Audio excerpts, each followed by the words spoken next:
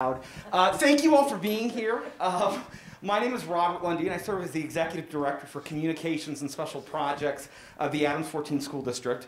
We're pleased to have you all here to hear from our two applicants to establish charter schools within the Adams 14 School District. We want to walk you through a little bit of what tonight's structure is going to look like. Because we set this up on Saturday. This is our second of three, and then we'll do another one on Wednesday morning. And then I'll turn things over to the crew from UPrep and let them take over the floor. And from there, afterwards, the other crew from CLA will come over. And as I promised, I can't remember who I said it to, we will have you out of here an hour and a half after we started, which will be at 7:30 on the nose. So let me walk you through what you can expect tonight. Tonight is the opportunity for two organizations that have expressed interest in establishing charter schools within Adams 14. The Community Leadership Academy and Victory Prep Academy, they are right now down the hall, and University Prep, who are here. The choice that gets made by the Board of Education in mid-December is not an either-or. It is not The Bachelor. Nobody is getting a rose or not getting a rose. The board could decide to approve both. The board could decide to approve neither. The board could decide to approve one and not the other. So this process is designed for members of the community to be able, separate from each other, to share their perspectives on each application's merits, as well as how they feel like it would fit within the Commerce City and Adams 14 community. This is your opportunity to pose direct questions to the school's leaders and to hear directly from them on their vision for how they believe their school can make a lasting contribution to the children and families of Adams 14. So the way this is going to work tonight is, for consistency's sake, really important, but I want to explain. So we started right now at 6 o'clock. I will be finished within a couple of minutes. This will be the briefest anybody here has ever heard me talk. At 6:10, if not earlier, I will turn the floor over to the good folks at UPrep. They will have exactly 15 minutes to present to you. You will see an iPad right here. They've gotten used to the iPad, even though it's charged this time. It is on 100% juice rather than 2% as the last time.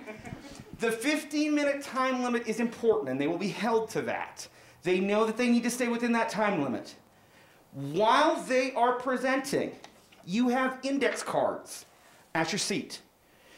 As you think of questions that you wish to pose to the applicant group, please write them on the card and pop your hand up. All questions will be taken in writing during the session and then asked here. The reason is so that we can chronicle what got asked and then make sure that those answers also get uploaded to the website as well for those that weren't able to attend. So it's important. One of the things that happened last time is we would get 15 minutes into the presentation and then people are like, oh no, I forgot to write a question. You're going to want to do that throughout, even if it's just jotting notes. Si ustedes hablan español y prefieren escribirlo en español, por favor escríbelo. Yo soy gringo bilingüe, quien puede comprender todo. Either language is fine. Myself, Zach in the back, or Don who's out in the hall will pick them up during that time, but we'll collect them throughout the 15 minutes. Then after that, there'll be 20 minutes for Q&A. And as we saw last time, we used the whole 20 minutes. And the questions kept coming, but it's your opportunity to dig deep into what you hear from each of the applicants. At 6:45, for those of you who have ever worked in a middle or high school and have ever been in a transition, you're used to the idea of every student flooding into the hallway when the bell rings. It doesn't make a whole lot of sense, nor does it make sense here. Wouldn't it be a lot easier if in the middle school the teachers just moved instead, so you move 8 people rather than 800? The same holds true here. So at 6:45, we will say goodbye to the good folks at UPrep, who will walk down the hall. And then their counterparts from CLA will come in, they will join us, and they will go through the exact same routine. They'll have 15 minutes to present, 20-minute Q&A, and then at 7:25, I'll close this out with next steps. Any questions about process? In the back is Guadalupe Caraveo. She is our translator extraordinaire. If anybody here would like Spanish language translation, please just check in with her. We've got the equipment. Zach, am I missing anything? Just make sure that you guys use the mic to talk as well. All right. With that, at 6:05 on the nose, I'm going to turn the floor over to the team from UPrep. And you got a clicker? There we go. Let me cue your deck up.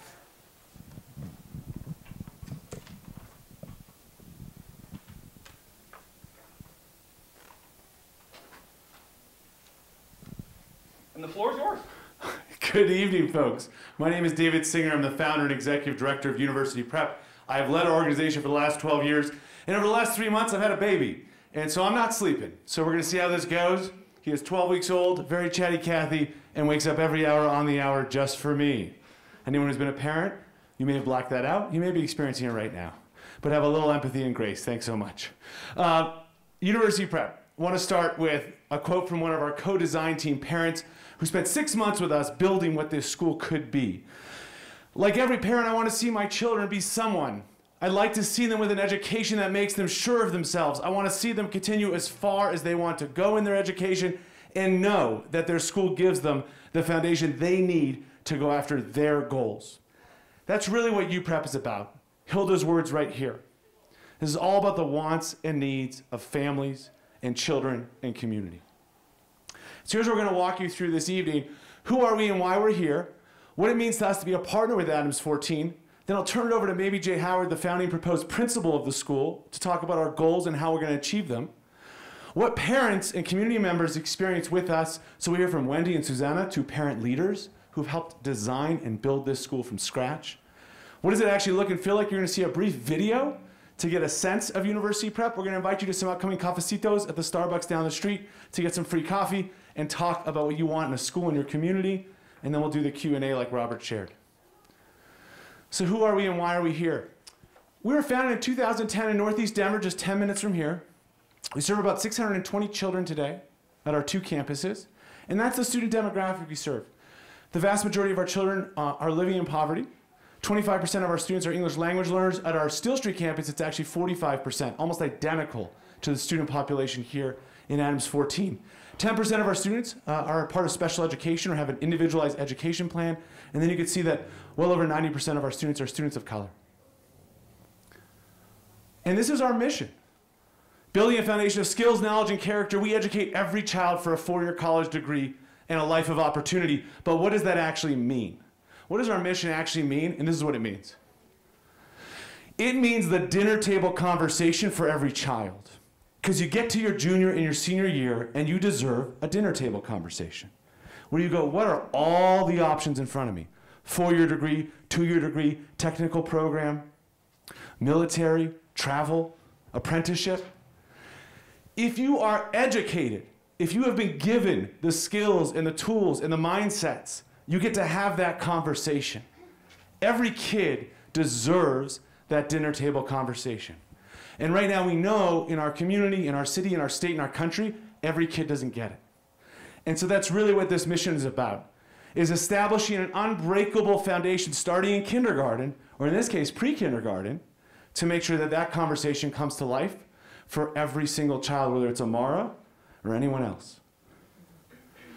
And so how do we get to this point? Well, starting in March, we gathered a group of parents, and we spent 6 months co-designing what a school could be. And we covered every topic you could imagine. What does it look like in special education? What would family and community engagement look and feel like in this school? What are the attributes of a quality teacher? What should budget and staffing be that promote a high-quality school? And we covered every one of these topics. And a lot of it was learning together, and more of it was listening. What do you want? What do you need? And let's create it. And in creating this school, the family leaders have named very clearly they want a partnership with this school district. We're proposing an in-district public charter school, tuition-free, as part of Adams 14. What would that partnership mean? It would mean we serve the same students as the school district, not a different group of kids, the same kids.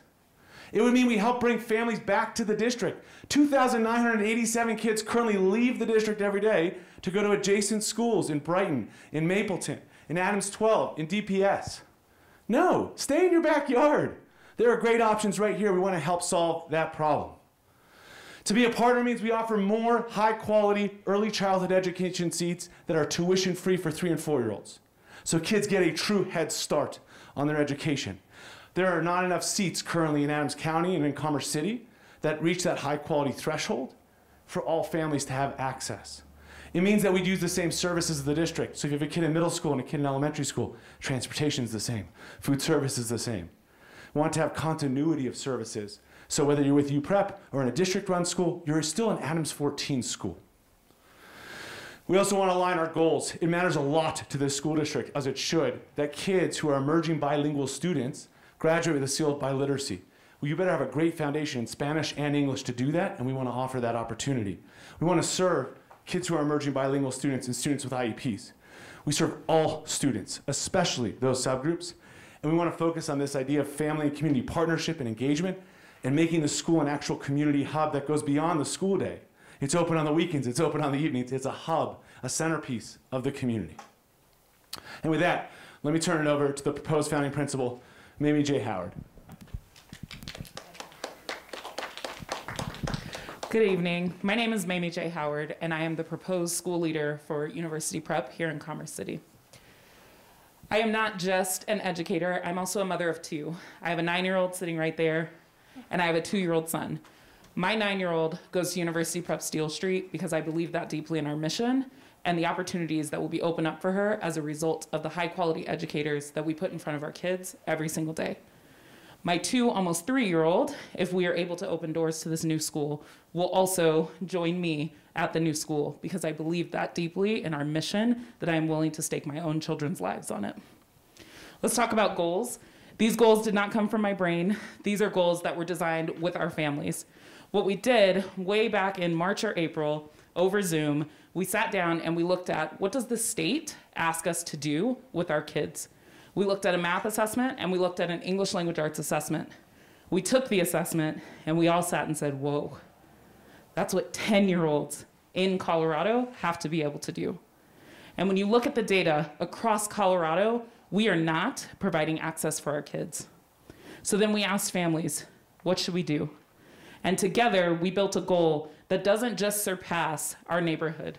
It surpasses the entire state because that is what our kids deserve.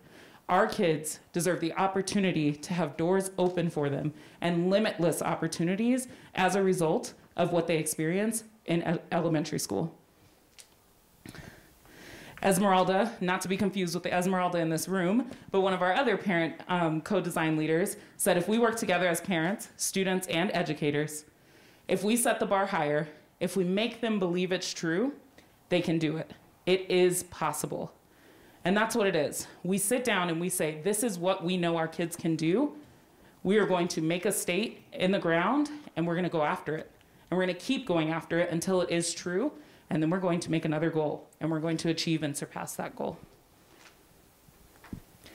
Although academics sit at the heart of our school, we are a school. We have to teach children.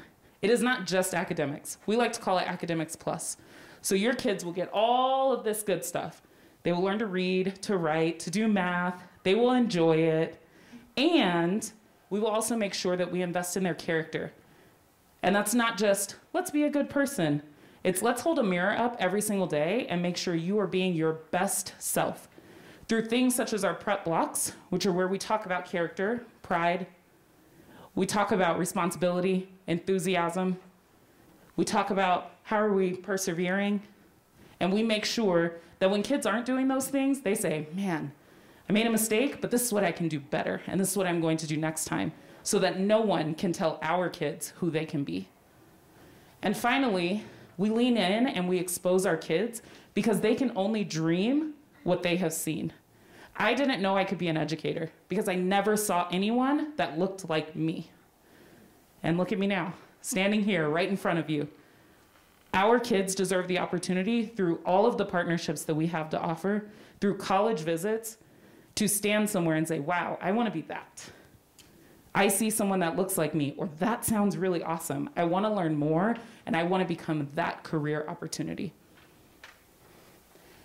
I am now going to turn it over to a family to talk about her own experience having her son at one of our campuses today.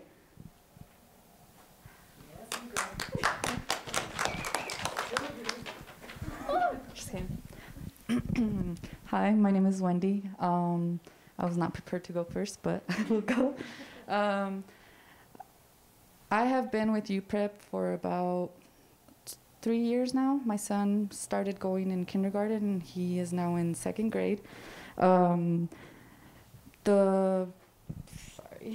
let me look at my quick notes. Okay. Okay. So first off, I am a single mom, a first-time mom, and I've basically been figuring it out on my own. I lived in Commerce City my entire life. I went to Rose Hill. I know the whole area. From the beginning, I could tell the big differences between the school, like elementary that I went to and the elementary that my son is in right now. There's just tons of differences, and I can tell right now that he is way smarter than me. He has built a lot of character. I always used to be the one that would sit all the way in the back. I would be afraid to raise my hand. I wouldn't have the courage or the, how do you say, the confidence to use my words or my education. Moving forward, I would always be afraid that I was going to say the wrong answer or anything like that. And compared to me, my son is way different. I've had a couple of talks with my son's teachers, and they have mentioned everything that I was not, and I'm already so proud of him and so impressed, and I'm just like amazed and thankful for all the school has done. He's already outshining, and even the teacher said he's part of like the popular group, but not like in a bad way. And to me, that's so wow, like that's crazy. Compared to me, it's just wow.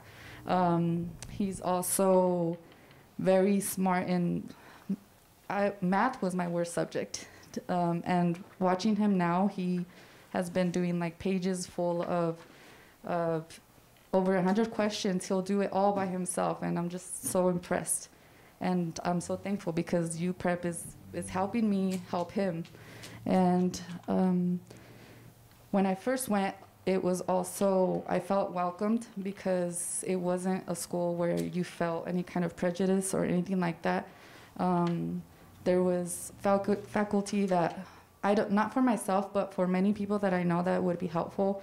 There's Spanish-speaking faculty, and that's great because I would remember that my mom would never want to walk into the school building because there wasn't many Spanish-speaking faculty, and also my mom would never want to participate. So I was always on my own, and being the first one the oldest in my family, that's what would have, it wasn't very fun, and it was harder for me.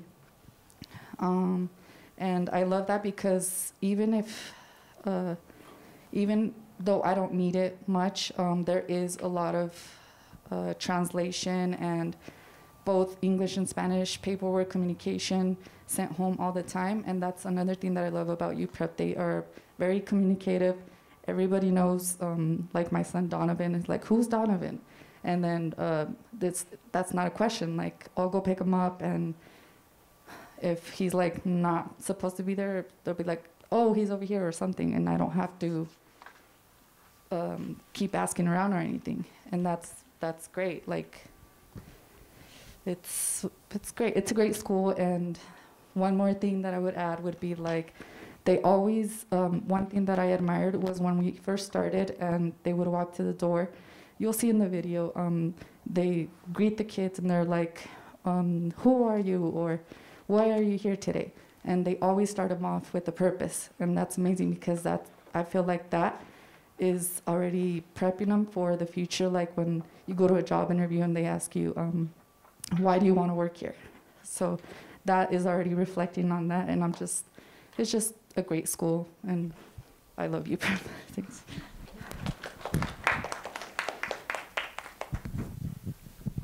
I have 40 seconds and I don't know where I'm going to get with this. questions. There's so much I would have to say. So I'm a UPrep parent. My daughter is in the 2nd grade at UPrep. This is just an amazing school. I've seen her grow so much within these last few days. Not only academically, but also like her personality and herself. She can speak for herself. I come from private education. I went to St. Mary's. I graduated from a Rupert Jesuit. So having that good education matters to me. UPrep has both. It has education. It has a diversity and the culture that I want, probably the community wants. And I'm out of time. Take your time. Take a couple more sentences. Okay, As so people are finishing questions, we'll have the chance to show the video in just a second. Thanks, Robert. So, I mean, to me, that's huge because I want to have my daughter go to a school where she's going to be surrounded with people that look like her, talk like her, and just be able to conversate and be involved in that environment. In the video, you guys will also see that they do community circle, and that's one thing that's huge to me. I love community circle. Addie loves community circle. She comes home very excited, like all the time. She wants to practice her classroom cheer. So if you guys don't know, each class is not a classroom number. It's a college. So she goes to AFA, Air Force Academy, and they have their own cheer. So they practice all the time. And they say it loud and proud, and they're so proud of their classroom. So she comes home and she practices it all the time with me, and I even know it. And then her teacher the other day, she texted me a picture of her with a ribbon. She won Community Circle Leader for the first time virtually. And that's huge because what kind of teacher texts their parent at like 2 o'clock in the afternoon? So that's the kind of relationship the teachers have with the parents. No matter what time of day, they're going to text you. They're proud. They're proud of your scholars. Not students, it's scholars. Just to let you know that you should be proud of your child. It's super amazing. I love the school. There's so much I have to say about it. Also, she wants to be the first one in school. I have to be there right on time, otherwise she gets really mad. I can't be late. And then she wants me to pick her up at the very end because she wants to be practicing that classroom chair. She's like, take your time, please. She loves it. She came home the other day. She talked to me about the process of chlorophyll, fall leaves. I'm like, wow, girl. I'm like, you know it. So it's just an amazing school. She loves it. I love it. I couldn't be happier. So I ask you guys, think about it. It's an amazing school. Wouldn't you want to send your kid, your grandchild, our future kids, or even, most important of all, our kids in the community today to a school like ours? Thank you. And with 2 minutes to go, if anybody has questions, please pop them up. I know that they wanted to show the video, so if you want to lead us in there, you tell me where you want to go. Yeah, we're going to hand out flyers at the end of this that explain the cafecitos down the street so you have more time to converse and share more feedback and questions and ideas. And we'll have that on the flyer, but there's 3 options coming up, and we will have a little holiday gift for those who show up, so just an FYI on that. And with that, we'll turn it over to the video. Since Wendy and Susanna referenced it, now I feel like it has to play. It's a powerful video. Well done. I don't want my son to be that kid, that statistic. I always want better for my son than what I had. I don't want him to ever feel limited because of the schooling that he got. What are we going to do to create a better society, to create more meaning and more understanding between all of us? Schools are the beginning of every human's development. We are one of the schools that believe in every kid that walks into our room. Dos niños comenzaron a hablarnos conforme Juan Pablo, más que nada. They adapted to helping me out in the lesson by months I was fluent in English. Y el tema que tiene la escuela, UPrep, es de no menospreciar a nadie. We have such a great diversity of teachers as well that allows students to be themselves and not feel fear. Teachers really feel the ownership here. This is not the kid's gap. This is my gap. And it's our job to figure it out. I struggled a lot learning multiplication at first. With the help of the teachers, I learned very quickly. What do I need to do for them to connect the dots? Their teachers care. You know, they make that effort. It's not just school, and there's no personal time. Each teacher makes a connection with each child. Any kid that enters my room, you're going to learn, and you're going to get that choice. Because you're a person. You are a future something. Know that that there are people in this building that believe in your scholar, and they are going to want the best for your scholar. Él está ahora yendo a Kent Public School, una escuela privada. Mi hija para el siguiente año va a ir también a Kent Denver. Estamos muy orgullosos de nuestros dos hijos. Think about all the doors that you want open for your child and the possibilities to be endless for them. Why not UPrep, honestly, is my bigger question. Nunca paran de ayudar, que si necesitas ayuda, ahí están contigo. These kids are going to be world shakers. You can feel it when you come into the room. We want you to be able to have choice and choose for yourself what your life is going to be like.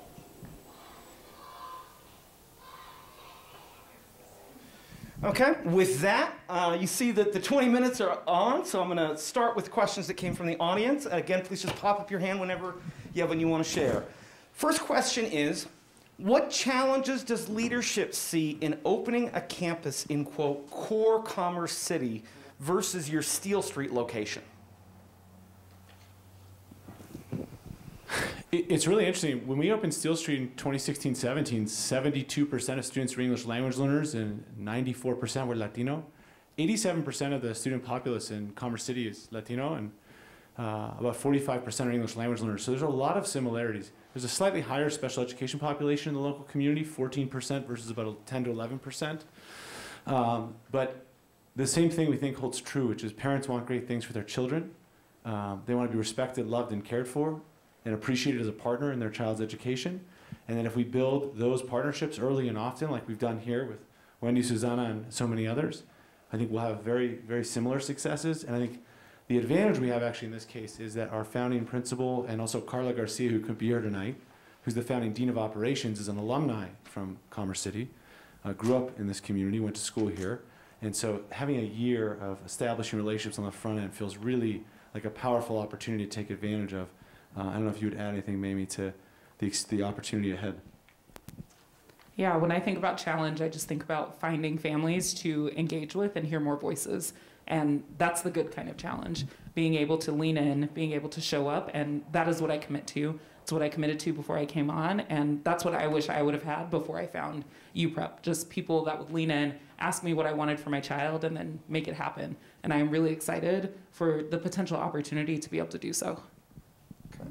Talking about that idea of engagement, how do you successfully engage high-quality teachers to come to a Title I school and district? What's the secret sauce that brings them in and keeps them? One, I think it's the mission. We have some high-quality teachers in this room, some incredibly talented people right here with Ms. Kretz and Sue Young Matthews. And Amar is a future educator. No. School leader. Pediatrician school leader. Executive Director of Communications and Special Progress. Go on. Right. So we really think that folks want to join an organization that is clear about its mission and vision. What are you trying to achieve? How are you going to do it? And how can I join a unified force that feels like one team, one family? Many schools don't operate that way. Classrooms are doing their own thing. It's piecemeal. It feels like leaders are over here, teachers are over here. But what if you're in an environment where everybody's drumming to the same beat? And there's power in that.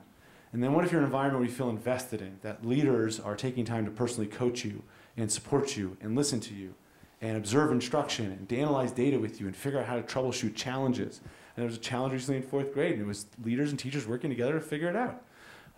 And so I think too often teachers are not treated like professionals, one, and they are brilliant educators who can do so much if you give them access to opportunity.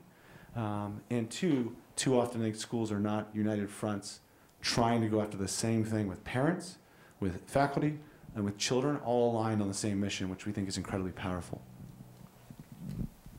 So I know their teachers are highly set to their mission. They truly follow it. They care for their children very much.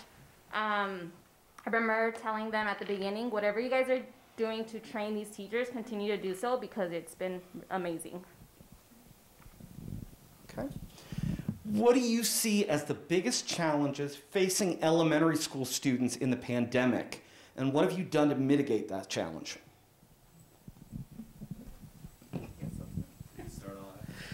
I think the biggest challenge is kids need love and they need support.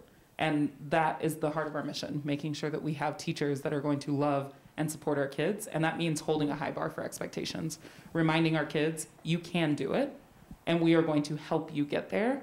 I think, you know, we talk so much about how much our kids have lost, but our kids still have so much that they have to learn, and they have so far to go. And so really leaning in, figuring out what our kids need, giving them what they need, and never wavering on that bar. We cannot lower expectations for our kids and think that they will get to a life of opportunity. We've got to hold steady and lean in with love and expectations. Yeah, I would just add, we've seen significant challenges. Kids who were in pre-K in March of 2020 went home and they came back to school in first grade. And they got some version of kindergarten. And so the ability to make a friend, the ability to recognize your emotions and to react appropriately in a school setting, the ability to learn, because learning builds on learning, right? So if I understand base 10, then I can learn how to base 100 works. But if I missed base 10, that's a problem. Or you know, some of the phonemes or phonetic awareness that kids should have developed in kindergarten they missed. So it's really about identifying very clearly what are the gaps while recognizing the assets, to Mamie's point, that are our children. They're brilliant and capable. They just miss stuff. So how do we give it to them? How do we double dose it where we need to? How do we run interventions and supports? How do we add additional staff? And then if we miss something, like recognize it fast and address it, I think is the other piece. So we enhanced our partnership with the Mental Health Center of Denver because we know there's more kids and parents, quite frankly, and families who are coming out of the pandemic or still in the midst of the pandemic suffering. And so we need to provide therapy for those families who are maybe grieving and don't know how to handle that with a 6-year-old. So it's really unfortunate, but these realities are ones we're facing. And I'd say the one last thing is truth-telling. So what I'm really proud of with our educators is when we meet with parents, if a child's really far behind, we tell them, this is what's up. It's not a judgment of you, it's not a judgment of your child, but it's a reality. Here's what we're gonna do, here's what you can do, here's what we're gonna do, and let's check in more frequently because we gotta get back on track for your child to have that dinner table conversation. And so we think everything starts with knowing where a child is and then truth-telling. And you can build a plan from there. But if we ignore the truth on the front end, we don't build an effective plan on the back end. Okay. You described the role of students and families with the design committee. But for those families and students that were not part of the design committee, describe UPrep's approach long-term to getting to know its students and families on a regular basis. Everything starts with communication. So starting with that entry point phone call, the entry point meeting, getting to know who the family is, who their child is, and then spending significant time building a plan. What do you want for your kids? What are your hopes and dreams? I also will say our co-design process is not over. Just because we're sitting here does not mean school is finished, we have a plan, we're going to open next year, but it is in the process. We have some really great things for our foundation, and we're still listening. That's part of what Cafecito is for, and any events moving forward to get to know the other families that we weren't able to engage with yet, and listen to them and see, what do you want in your school? What do you want that's going to make you satisfied and feel like your kid is going to a high quality option? Yeah, and just in addition, there are some elements of UPrep currently that we would transfer here, which, for example, every family new to UPrep gets a home visit in the summer. We sit down in your home and understand what's going on in your world, what's your education journey been, what do you want for your child, and that starts a conversation that continues for your journey through UPrep. We do new family orientations, and the first orientation always starts with, tell us what you want and need, tell us what your experience has been. So there are these touch points that are cornerstone before a child ever steps foot in school in August to make sure we've laid the groundwork for that relationship building. So it's not just the co-design work and the upcoming cafecitos and everything that Mamie described, but also once you do enroll, there's all these other touch points that just get the ball rolling on the relationship building, which we think is really about learning. Learning about you and you learning about us, and it's a two-directional relationship. Okay. So one question that's been asked by a couple folks, I'm going to expand on it. 10 years from now, what are the measures of success you will see that has proven that your model has been a success? And expanding on that, how will Adams 14 know that the establishment of your school 10 years prior has been a win-win proposition for both the students within your school and the community and district as a whole? I might need help with more pieces of that question, but I'm gonna get us off to a good start. I think 10 years from now, we see our kids thriving. We see our kids with an unbreakable foundation. They know exactly who they want to be and what they need to do to actualize their wildest dream. I think all of that starts with day one of school and reminding them that they are going after their best selves, not some version that we're giving them, but who do you want to be, and let us help you get there. What's the next part of the question? So, the measures of success that the school has achieved what you wanted to, and then how will the Adams 14 community know that its decision to establish the school 10 years ago was a win-win for both the community and the district? And just before I get to Susanna and Wendy, did you want to add anything to what success would look like for the school 10 years out? I would say that they would also help with choosing the next school, middle school, or the best school for our children in the process. That way we can continue to push our children to move to a better path into college or whatever kind of education they would need and want in the future. I think at the district level, when you go back to the idea of partnership, this is a district that not all schools are at performance level on the state performance framework. We would be part of a portfolio of schools or a family of schools, district-run schools, UPrep, whatever else, that are all thriving. So you look across the kind of sea of school options in the community and say, every one of these is a good option. DuPont's dual language elementary is a good option. Allsup's STEM school is a good option. UPrep is a good option. And there's data and evidence based on the state evaluation of those schools that they are all high quality. So we're part of that transformation of the district. We should look back and say, the district's not transforming, it's been transformed, and we've been part of that process. I think that's one. We see more kids on a path to a seal of biliteracy because their English language arts instruction in elementary school got them to proficient status in 3rd, 4th, and 5th grade, because one day then you're on a journey to take AP coursework and get a 3 or higher on the test, which you need for the seal of biliteracy. If you're deeply underperforming in 5th grade, the likelihood of being on track to an AP course is lower. So I think we would be impacting that, especially, we have core Spanish as one of our programmatic elements that we're working to design for native and non-native speakers. So again, you'd see a pathway to Spanish acquisition, not just conversational, but academic Spanish as well. I think that'd be a part of it. You would also see that enrollment in the district has increased. So the district's enrollment's roughly 6,000 kids right now, but it could be 9,000. So imagine if in 10 years it's 7,000 or 8,000 kids, because parents are going, I don't need to go to another district. There are so many good options right here in my backyard. Why would I ever drive farther across a highway to get somewhere else? Enough is enough. So I think those would be some indicators. And you'd have board meetings that were really positive and uplifting and say, look at how well our kids are doing. And thank you, community, and thank you, educators, and thank you, everybody who's invested in this district to get to where we are today. Let's keep building on this momentum. There would be a different feel, I think, in the district as a whole. And we would be part, a small part, but part of that transformation. Okay. What have you heard from the Commerce City community in terms of what they uniquely want from UPrep? And how do you plan to keep engaged with them to monitor what they're feeling once the school is open and beyond? So I know I've heard from a lot of families that they definitely want a good quality school that offers great teachers that truly care about their kids. Another one is ECE. We're trying to find ECE programs for kids in Commerce City, which a lot of them are filled and it's really difficult to get into. I myself have a 1-year-old and would definitely love to find a spot for her when she gets to that age. Another one, don't remember very many, so.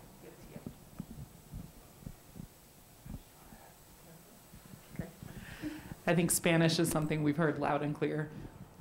We want kids on a path to be bilingual, and we want to bring back this notion that Spanish is an asset and not rob our kids of the opportunity to speak in their native language when they show up to school and teach others their native language and have this excitement around not only their native language, but also their culture. I've heard cultural studies a number of times. They want cultural studies in the school, heard, received. And just overall, like that joy, having warmth from educators, having educators that know their child, and not just I know your child's name, but I know how your child is doing in school. I see your child outside of just the classroom and not just the surface level, like I went to their ball game that one time. So they really are asking for attributes from teachers that are tricky to find, but can be found if we lean in and do our jobs well. And then there are mechanisms like Families for Achievement Council, which is like, imagine PTA and bake sales, and then just bump it up a notch. And now really sit down and go, hey families, here's how we're doing. How's it going for you?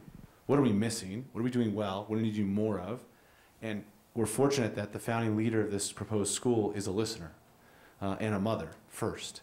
And so to hear from families and then adapt and make changes and shift mindsets is critical. It can't be, well, this is how we do it. No, is it in the best interest of your child? And so a listener's disposition is huge in a school leader. We're blessed to have that in Ms. Howard. And then organizations like Families for Achievement are formal entry points for parents to really give feedback and share. And then there's just an ongoing relational dialogue that's so important for everyone. Amar, are you okay, honey? Okay. Oh gosh, she got me worried. I didn't know what she was. I thought she was proud of you, but then it turned out she was choking. She doesn't listen to me. Wrong pipe. Happens to me. It's always a risk for you. All right. You notice you got the whole crowd here on your side here. Because you got a lot of friends here. All right. How does UPrep distinguish its curriculum and its curricular approach from that of other schools? What do you think makes it work, and what are the indicators that you look to see that it's working in the way that you expect it to? I think what makes the curriculum unique, unfortunately, most curriculum in classrooms across this country is not good curriculum. It is not at grade level. It is not rigorous or challenging. It does not represent diverse perspectives, backgrounds, and ideas. And so we spent actually several years researching what curricula we could put in front of kids that was, and the question is like, is this worth doing? Because the material put in front of kids, it's all day long, 8 hours a day, every day. And so we found Eureka Mathematics and Wit and Wisdom and CKLA Foundational Reading Skills, Amplify Science. We're looking at a variety of Spanish programs, which we're really excited about. But each of these curriculum are knowledge building and they're cohesive. And so over time, kids are building foundational learning and understanding on topics. And they're going in deep dive on these topics. And it's incredible what happens in each of these curricula. And they're interesting. Like, I want to show up and learn about the heart, figuratively or literally. I'm going to steal your thunder for a second. And Mimi can tell you what that feels like from a kid's perspective, from her daughter, in just a second. And what makes it work, to be honest, is the teachers. So it's Sue and Allie. It is the teachers who take the time to what we call intellectually prepare. Do I understand the story of where this unit's going? Do I understand what kids have to master in today's lesson? Do I understand what really needs to be in their brain? And if something's missing, how can I get it there without just giving it to them? And so the curriculum material and resources are great, but they come to life and they start to sing when you have an excellent teacher. And that's fundamental to success. And then how do we know it's working? Is we look at what kids produce. We look at their written work. We look at their assessments. We listen to what they say in a seminar. And that tells us, like, are they picking up the stuff or not? And if not, that's okay. Great, that's a data point. We're going to do something about it. We're going to take action. We're going to intervene. But what it feels like to be a mom experiencing the curriculum with your own daughter in those classes, maybe you can speak to, and so can our parents. Yeah, I think from the mom perspective, I have never witnessed my daughter come home and have something to say about school that I can actually hold on to, and it is coherent thinking about what she is learning. I can close my eyes and picture myself in Sue Young's class learning about the literal and figurative heart. And it's so coherent that the next day I'm like, okay, well, what's the next thing you learned? And she's building upon an entire story over the course of a quarter. The same with math. We're not doing things that are just kind of all over the place, and then I'm like, I don't understand what you're learning. And that's helpful for me as a parent, because at the moment where she says, it's a little tough, I can help intervene because I know where she has been up until the point where it was tricky. So whether I have the skill set or not, which fortunately I'm an educator, so most times I can handle 4th grade stuff. If I don't have the skill set, I can reach out and text her teacher and say, hey, she's having a little bit of a problem with this. Can you point me to a resource so that we can get back on track? And she's even able to articulate where she's having missteps. She will say, I was good on this, and then I got here, and that's where it got really hard. And I'm like, okay, well, let's get on Khan Academy, and let's try this skill. And so to know that she's not walking into school every day feeling like she's just getting a jumble mix of things that she can't make sense of is really helpful. And this is the first year I have been able to experience it.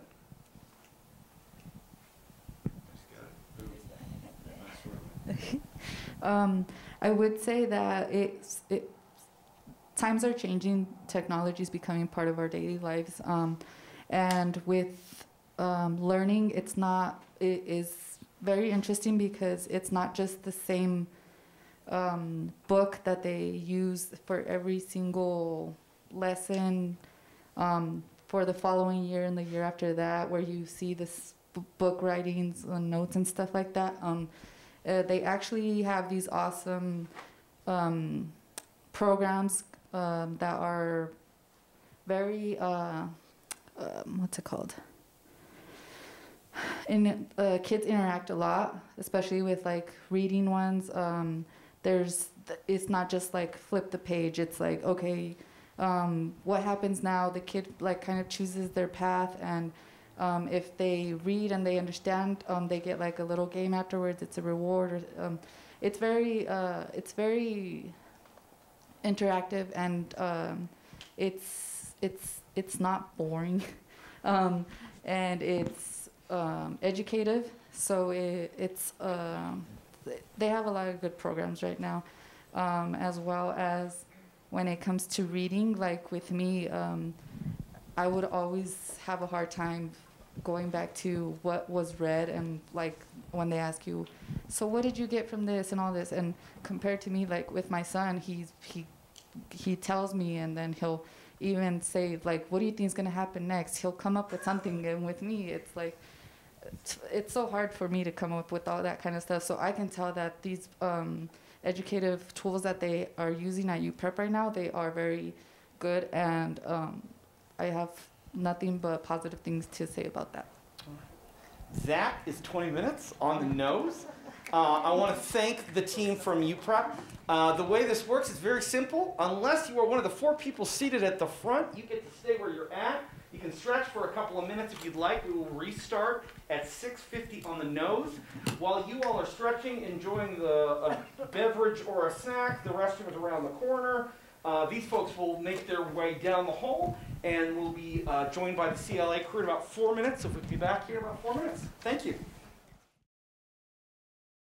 Sorry, don't mean to interrupt. I'm pleased to turn the floor over to the team from Community Leadership Academy. As I mentioned earlier, they'll have 15 minutes to present, followed by 20 minutes for Q&A. Please write your questions on the cards and pop them up as you have them, and we'll be asking them as soon as we receive them during the 20-minute block. There's a clicker there. You want to use your mic so that we can make sure it's captioned in video, but I'm pleased to turn the floor over to the team from CLA. Thank you. Thank everyone for coming out tonight to the presentation from CLA for a charter application to Adams County School District 14. I'm Tina Jadelski, one of the original founders of CLA and an administrator. And then to my left is the CEO, Ron Jadelski, and then to my right is Claudia DePuch, one of our organizational administrators. So tonight, what we're going to do is go through the charter application. This is just not the whole application, obviously, but just an overview of that. And then we'll just be following along the slides that are behind me. And if you'd like a handout, it's a little bit easier to follow that. So again, Community Leadership Academy and Victory Prep Academy are existing charter schools in District 14. This is not an application for a new charter school to be created. The schools opened here in District 14 in 2005 after a steering committee had met for a couple of years and put together the charter, and then applied and then was approved. So these are campuses. CLA is located at 6880 Holly and houses our pre-K 5. And the Victory Prep Academy opened in 2013. We started our 9th grade and built the building. And so that houses the 6th through 12th graders, and a middle school that's 6-8, and then a high school that's 9-12 at 5701 Quebec. And then on the top here, you get to see the interior of VPA. So this is our lecture hall that's on the 3rd floor. And then on the bottom there is one of the chemistry labs, and then the weight room. And this is the inside of CLA. So the cafeteria that is there on the top. And then we have a full-size gymnasium. And then this is one of the playgrounds. It's the K2 playground that's in the back of the school. And then the vision and mission are on this slide. And I want to go ahead and read the mission of the school. Like I said, this mission was developed with stakeholders in 2004, before the school opened. Community Leadership Academy's mission is to provide a college preparatory education to Commerce City's economically and ethnically diverse students through a rigorous and creative educational atmosphere which promotes a lifelong love of learning, academic excellence, character development, civic leadership, community involvement, and appreciation of arts and cultural diversity. The education program is provided in a safe, clean, healthy, and vibrant educational environment where all students are expected to achieve their full potential.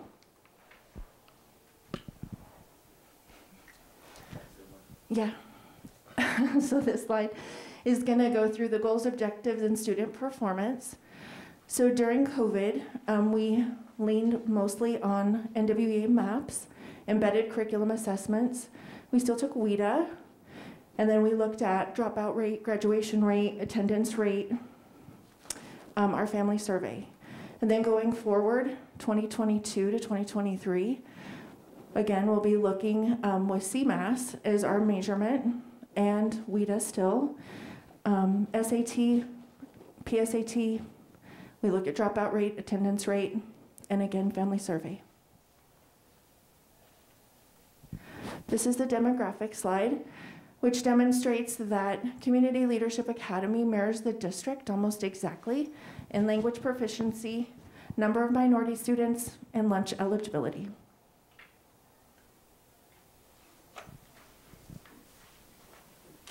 So if I take my mask off for a minute? So I want to explain this slide. I feel like the last time we showed it. So the green is the distinction from the Department of Education, and then the blue is an additional distinction from our current authorizer. So the performance is green, so you'll see any school, whether it's an Adams 14 school or our schools, gets that green rating, it's performance.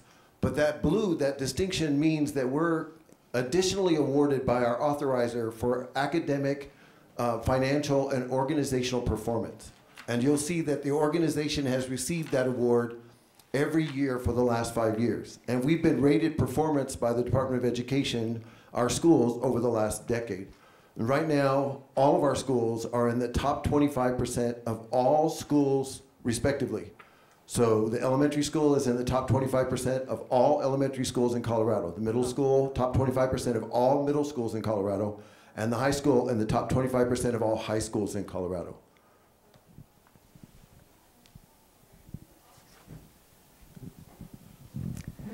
So the next slide is going to talk about the education program and serving students with special needs.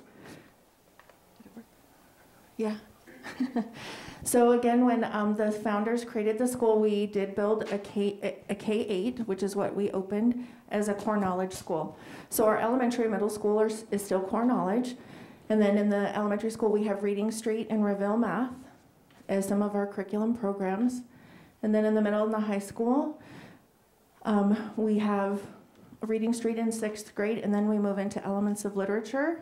And then through the high school, algebra through calculus, and then in the high school we also go through physics in the science strand.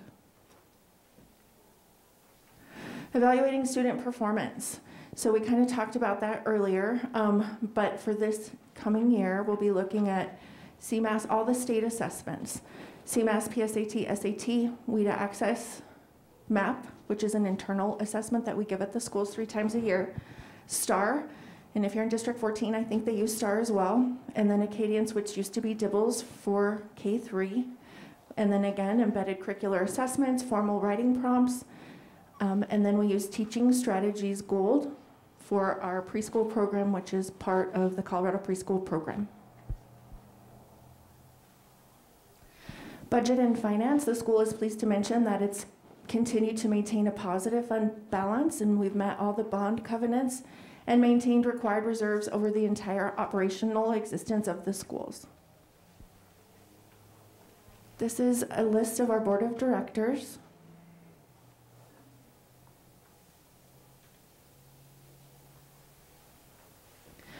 This is our governance and organizational chart. It's a little bit easier to read in the handout.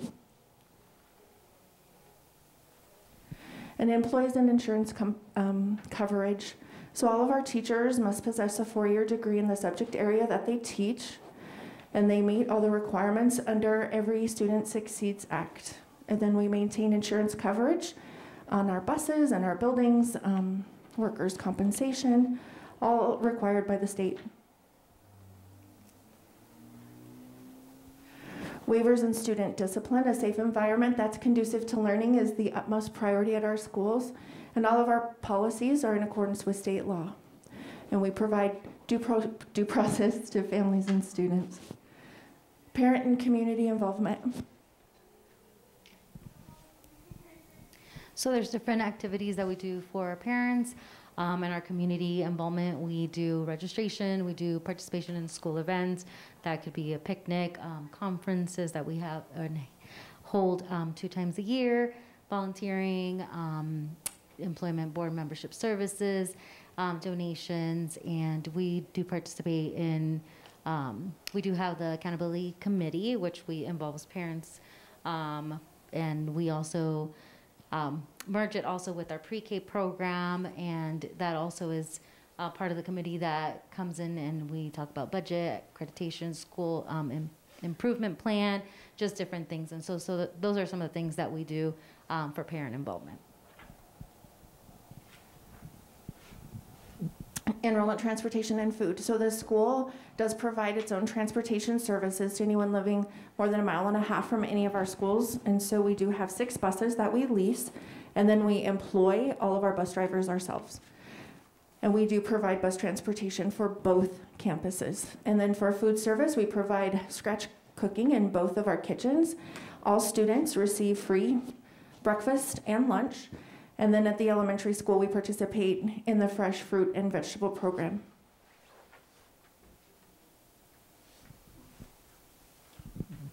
We have 125,000 square feet of facility space between the 2 campuses.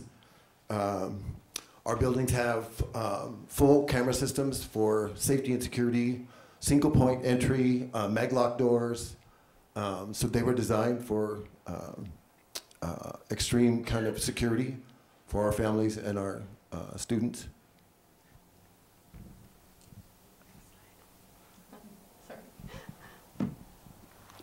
When we started this, we were just a couple of people that grew up in Commerce City, like many of you.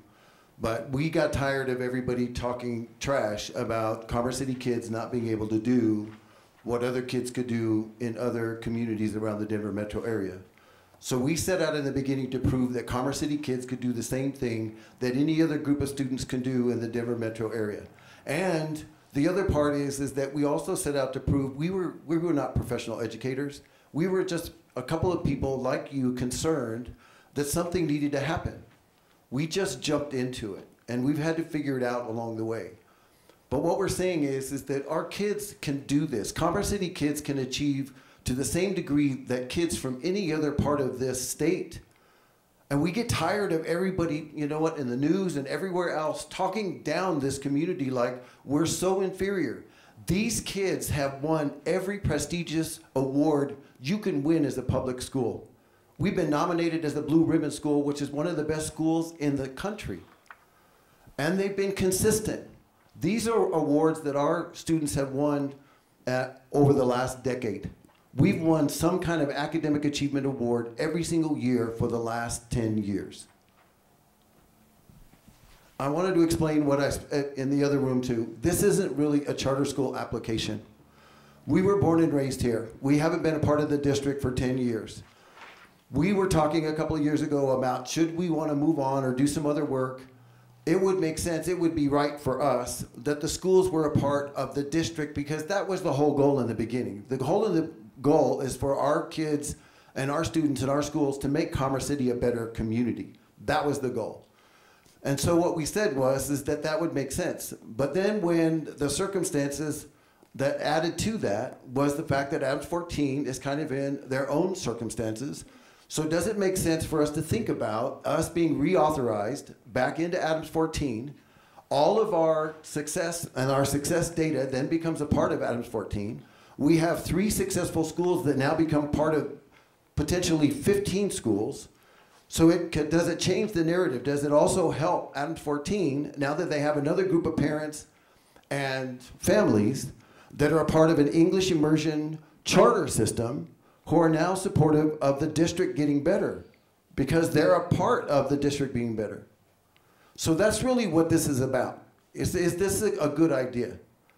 After all this time, does it make sense for us to be reintegrated back into the district so that our families and parents benefit the district? We have an authorizer that cares about our kids more than an outsider authorizer ever could. And so that's really the question that we're trying to present. We're not really trying to convince people about a charter school application. It's a reauthorization. Does this make sense? Is this a smart idea?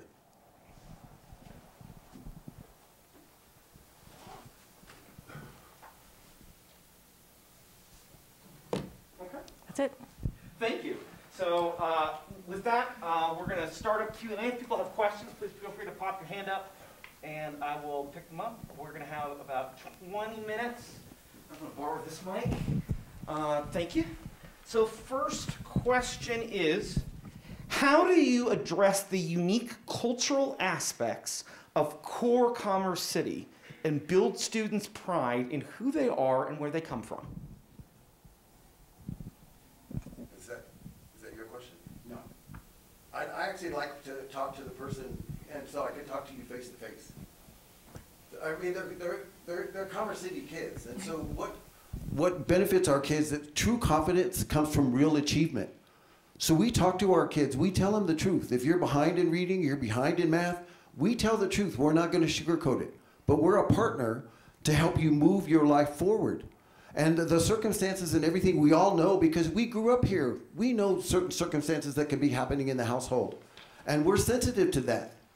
What we try to do is focus on helping students and their family develop competencies that help them not only deal with what happens inside the school building, but helps them deal with circumstances that can take place outside of the school building.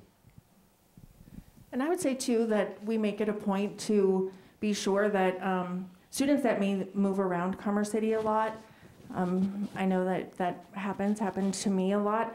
You're just kind of moving from one part of town to another, maybe with a grandparent or a family member, and we just move bus stops like anyone else, so that way we can be sure that wherever in the community that you may live, that your access to your education doesn't change. They're like our kids. We help with uniforms. We help families with situations. These kids are with us from the time they're 4 years old, so they graduate high school. And it's not like they see a whole group of different people. They may see different teachers, but they see us the whole process. And we're from here, so we know what they're going through. Yeah, I think if you're from Commerce City, you know that it is Commerce City. You live it and breathe it. Okay. What does parent engagement look like in your schools? So like we said before, part of it is just the participation with volunteering, going to school field trips or volunteering to come during some of the events that we have, and involving them with whatever's going on at the school at that moment. If there is a certain situation or thing that we need to talk to the parents' conferences is another way that we also engage with parents. We have a Scholastic Book Fair every semester, and that's also something that parents love to come and do and have those conferences with the teachers.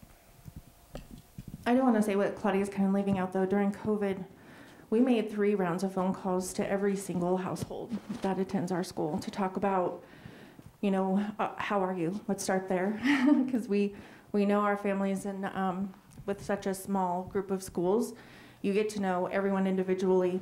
But those phone calls, you want to talk about that?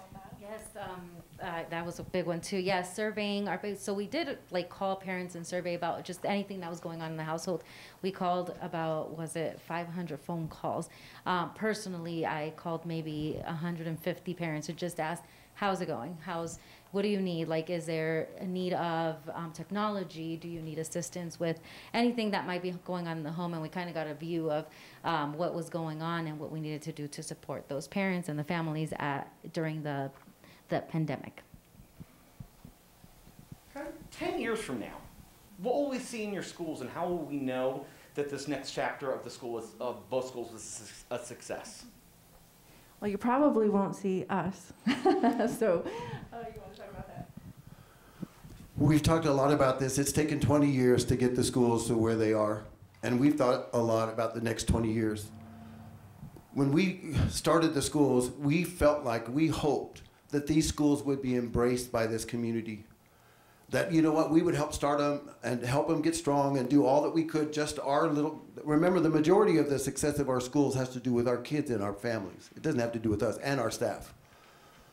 But for the next 20 years, these schools have to be embraced by this community as a good thing for the community, as good schools. Because our kids live in households with kids that go to Adams 14 schools they have for 20 years. They still do, and they always will.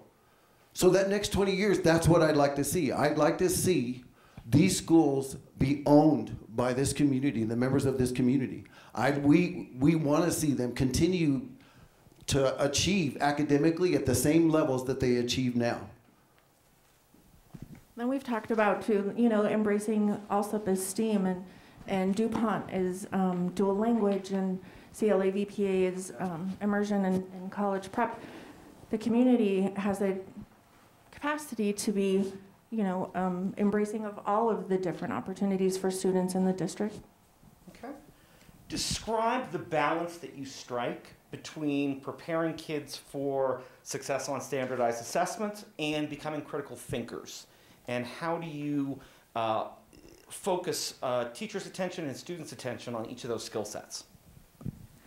The standardized tests are just a result of the education that happens in the classroom. So all the critical thinking skills, the social-emotional learning, the peer relationships, the relationships with the adults and the students, all of that experience then just plays out in the test results.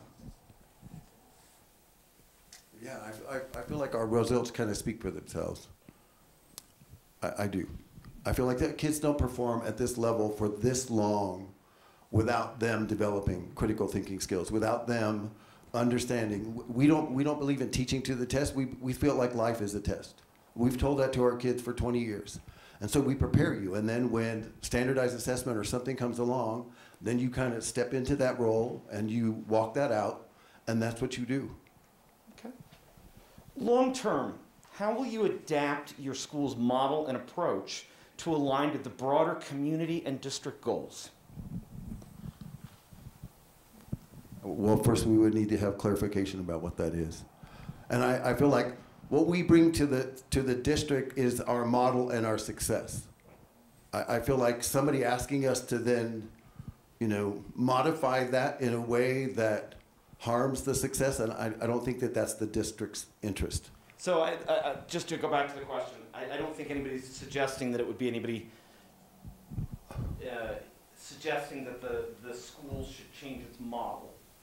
But as you look at broader community goals and district goals, what would you think your approach would be to determine where adaptation might look like and how you learn from each other?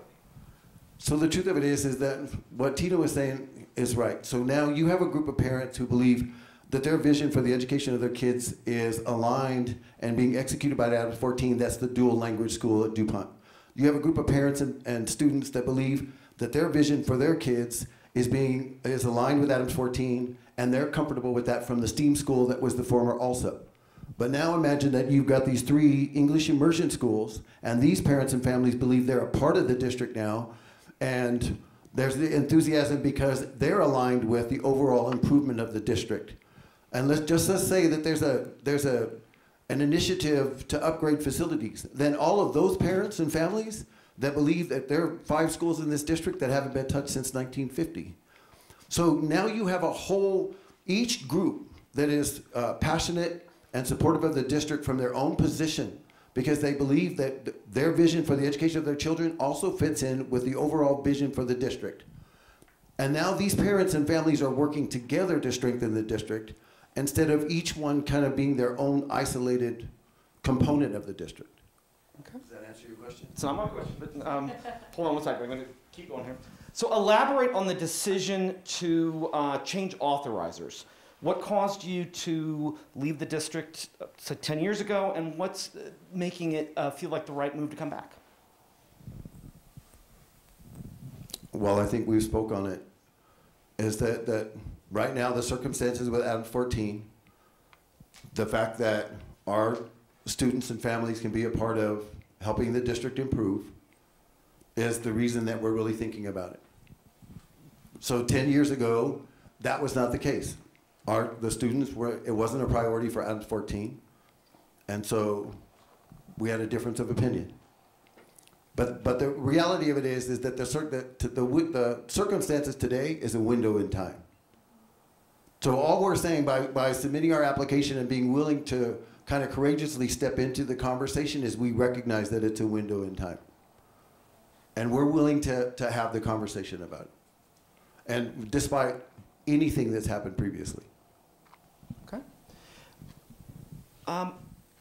Describe your approach for supporting a struggling student and setting them up for success either in college or career if they're not exactly sure where they want to go.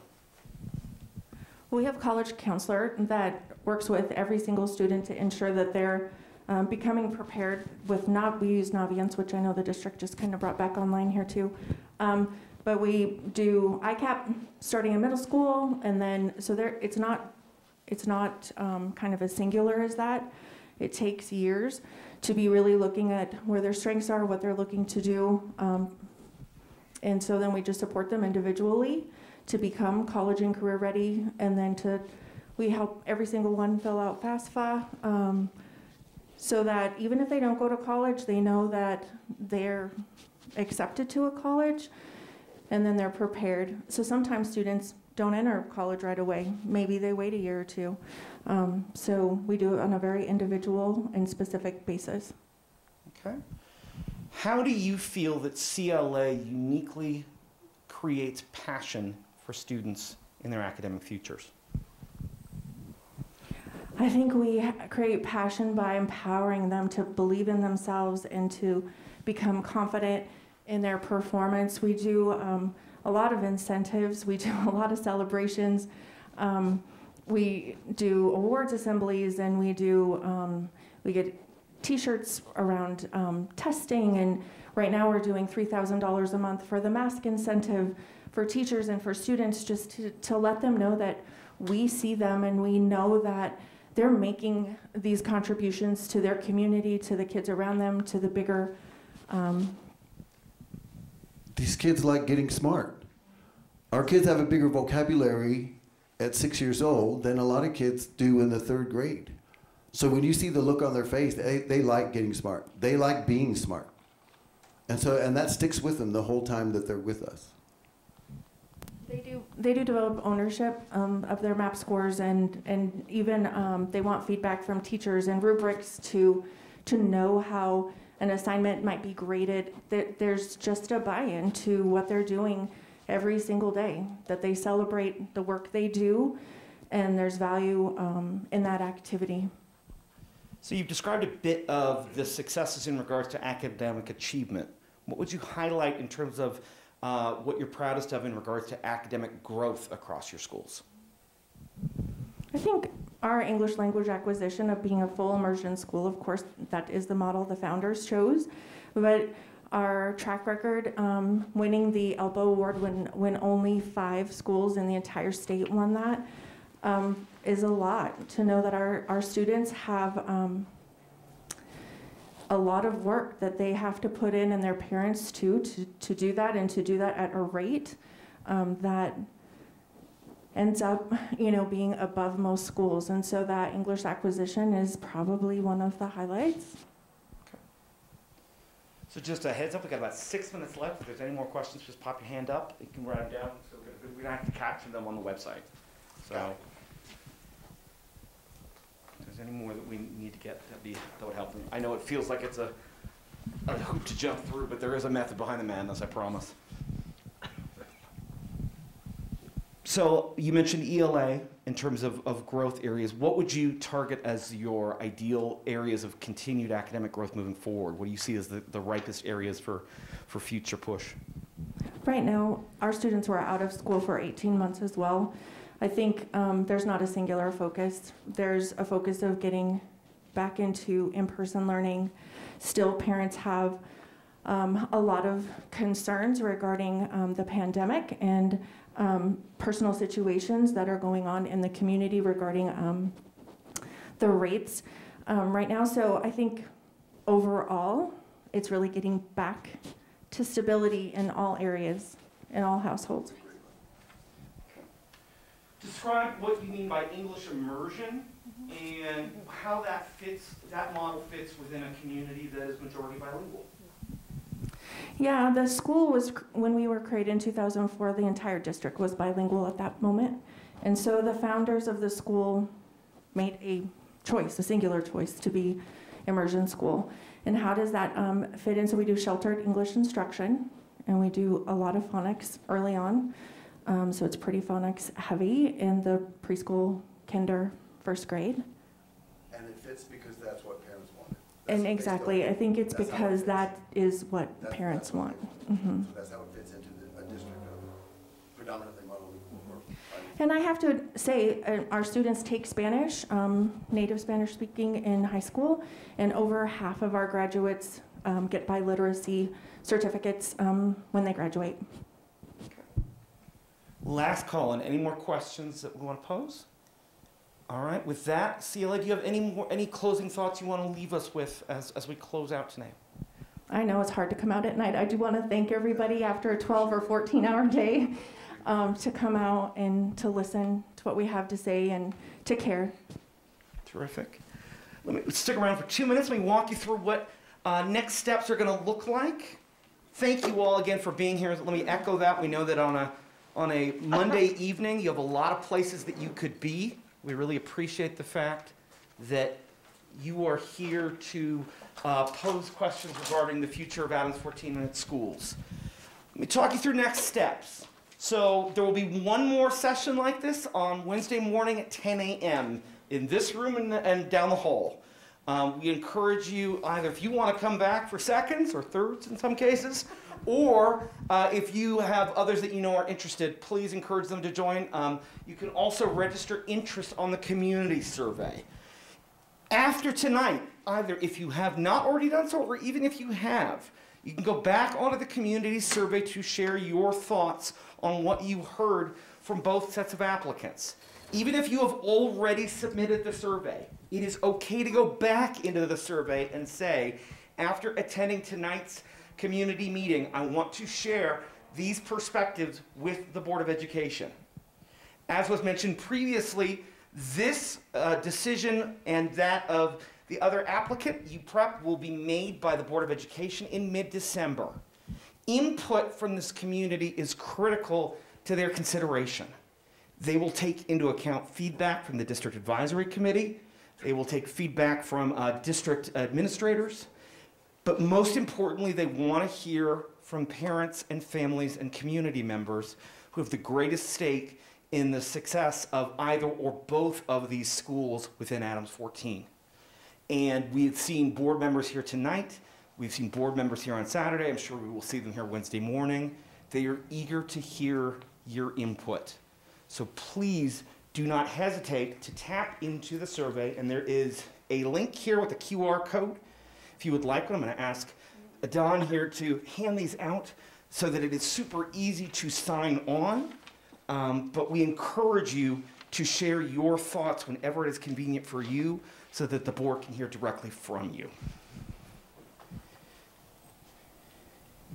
With that, we thank you all for being here tonight. I know that both sets of applicants will be around in the lobby. If you would like to stick around, please get some food, get some drinks, and have a terrific evening. Thank you for your time.